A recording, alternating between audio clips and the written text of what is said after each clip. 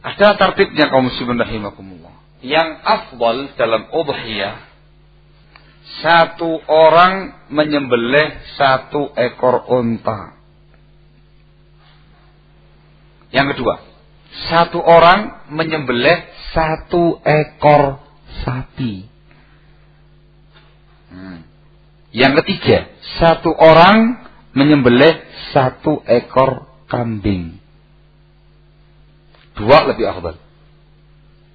Yang berikutnya bersyarekat pada satu ekor unta. Syariatnya untuk 7 orang. Yang berikutnya bersyarekat pada satu ekor sapi. Syariatnya untuk 7 orang. Dan yang paling minimal satu ekor kambing untuk Anda dan segenap keluarga tadi. Itu minimal. Nah, jadi ada tingkatan afdaliyahnya. Apakah boleh satu orang menyembelih 2 ekor unta? Lebih afdal lagi. Satu orang 2 ekor sapi, ya lebih afdal lagi. Satu orang 10 kambing, ya sangat bagus sekali. Barakallahu fikum. Itu ketentuan dasarnya. Apakah boleh syarikat sapi hanya 3 orang? Jawabannya boleh. Yang tidak boleh lebih dari 7. Kalau 7 ke bawah tidak ada masalah. Jangankan 3 ekor sapi, Anda sendirian 1 ekor sapi itu lebih afdal. Barakallahu fikum. Pembahasan berikutnya pada pasal yang ketiga, Syekh Ibnu Utsaimin rahimahullah menyebutkan kepada kita pasal al-afdal min al-adhahi jinsan atau sifatan wal makruh minha, yaitu apa yang paling utama dari sembelihan ini dilihat dari jenisnya atau sifatnya, dan apa yang tidak disukai dari sembelihan kurban itu. Kesimpulannya, beliau mengatakan bahwa dilihat dari sisi jenis, maka unta lebih afdal. Kemudian sapi bila disembelih secara utuh untuk satu orang. Kemudian al-dha'n, kambing domba. Kemudian al-ma'iz, kambing Jawa atau yang sejenis. Kemudian 1/7 unta, dan yang terakhir 1/7 sapi. Ya. Jadi ahibati fillah rahimakumullah, apa yang tadi dijelaskan secara singkat oleh beliau perlu kita tegaskan lagi. Sapi dan unta lebih afdal daripada kambing kalau itu disembelih untuk satu orang. Saya misalnya menyembelih seekor sapi untuk sekeluarga. Ya, artinya ibaratnya satu kurban itu. Nah, ini jelas afdal daripada kambing. Begitu pula apalagi unta. Ini maksud beliau. Tapi kalau antara kambing dengan 1/7 sapi atau 1/7 unta, maka kambing afdal, lebih utama. Ya. Dan kambing ini yang paling utama dari 2 jenisnya, domba, dha'n, lebih utama.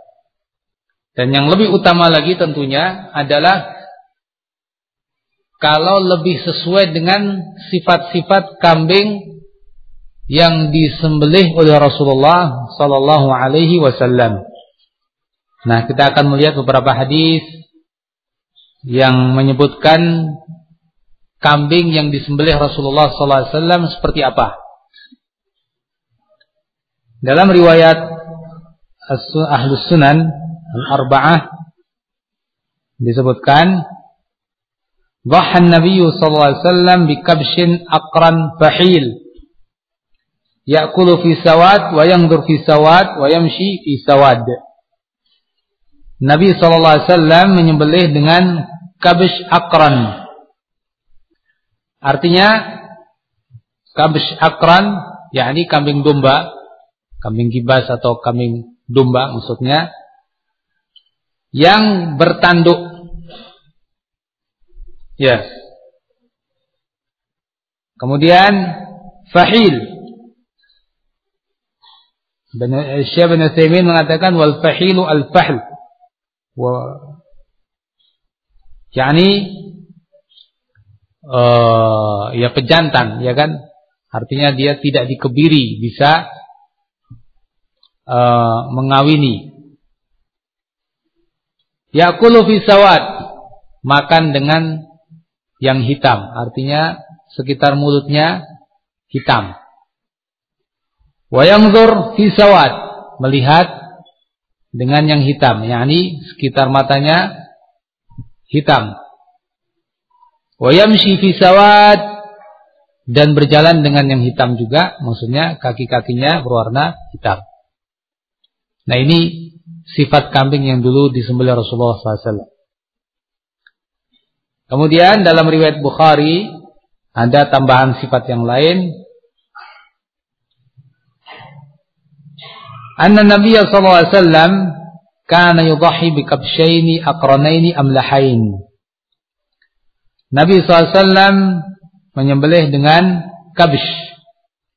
Ya, kabsh di sini diartikan oleh beliau ya domba tapi yang besar, gemuk besar. Aqranain yang bertanduk, amlahain, amlah ini yang warnanya putih, kemudian ada hitamnya. Nah, seperti tadi. Ya. Amlah pada dasarnya bermakna putih.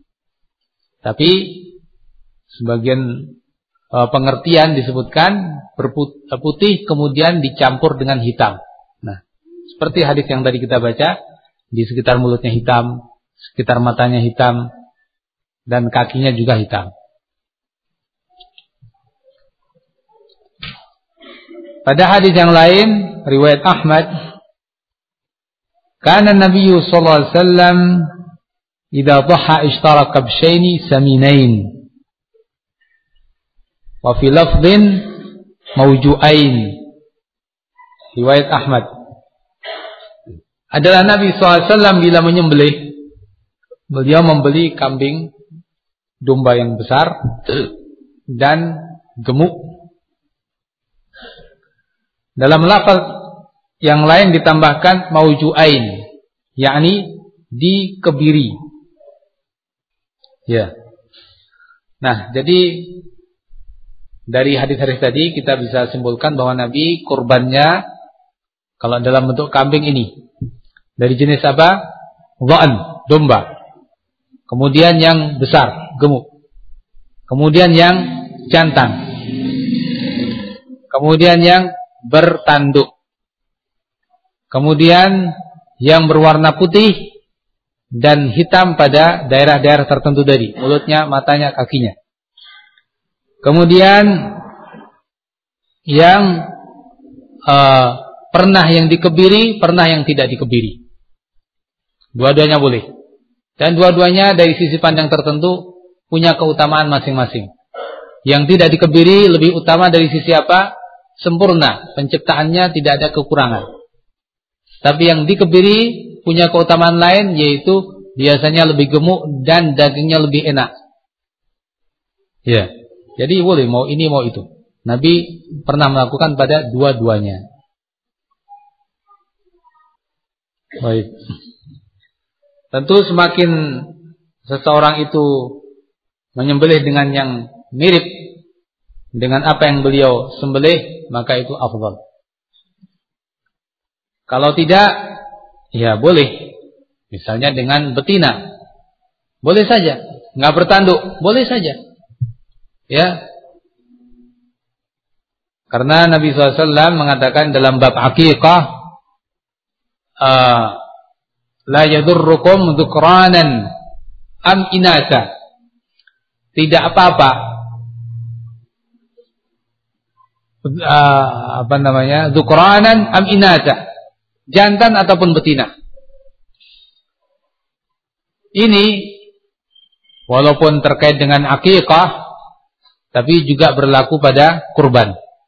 Karena ulama mengatakan pada dasarnya hukum-hukum akikah dan kurban sama. Pada dasarnya hukum-hukum akikah dan kurban sama. Dan ini disebutkan oleh Nawawi rahimahullah sebagai ijma' kesepakatan para ulama. Ya. Dan ini juga keringanan buat umat pada umumnya, karena seperti yang kita lihat pada kenyataannya bedanya cukup besar dari sisi harga antara yang jantan dan yang betina. Yang bertanduk juga jauh lebih berharga lagi. Nah, ini kelonggaran bagi umat. Ya, yang penting adalah kambing yang memenuhi syarat. Walaupun nilainya dalam uang berbeda-beda, tapi semuanya sah.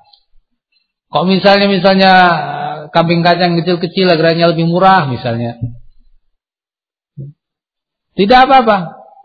Kalau memang mampunya beli itu, tidak apa-apa. Mampu lebih baik lagi, lebih mahal, insyaallah juga akan menambah pahala di sisi Allah Subhanahu wa taala. Tapi secara global itulah afdhaliyah dalam bab penyembelihan. Dan secara umum kalau melihat manfaat, tentu yang gemuk-gemuk ya akan lebih afdal dari sisi lebih merata dalam pembagian, terutama di masyarakat kita yang tentunya yang tidak berkurban lebih banyak daripada yang berkurban.